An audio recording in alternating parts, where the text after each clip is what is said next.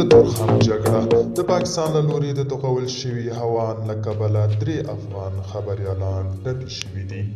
سلام، وخت مو بخیر.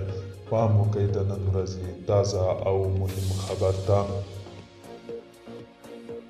تورخم کې د پاکستان له لوري د توغول شوي هوان مرمۍ له کبله 3 خبریالان ټپي شوي دي. دا خبریالان د شمشاد تلویزیون، هوریت رادیو او پژواک رسنیو دي چې د خبري پوښښ لپاره تللي ول. کابل کې د شمشاد تلویزیون هم د خپل خبریال ټپي کېدل تایید کړه او زیاتوي چې نوموړی د دغې جګړې د خبري پوښتنې لپاره تللی و، خو طالبانو تر اوسه د دې اړه څه جزئیات نه دي ورکړي. دوستانو، دا وګڼئ چې چمتو کړی